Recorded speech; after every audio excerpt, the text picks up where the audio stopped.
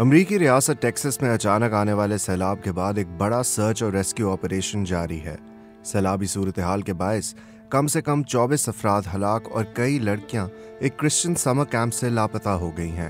امریکی صدر Donald Trump نے اس سانحے کو حیران کن اور خوفناک قرار دیا ہے۔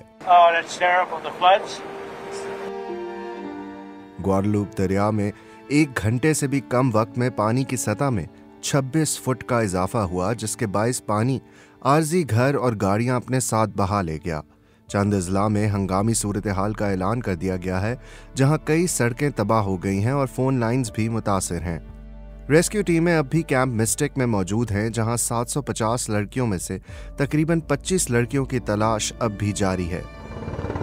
حکام نے بتایا ہے کہ سرچ اور ریسکیو آپریشنز، جن میں ہیلی کاپٹرز، ڈرونز اور کشتیوں کا استعمال شامل ہے، تب تک جاری رہیں گے جب تک تمام افراد کی تلاش مکمل نہ ہو جائے۔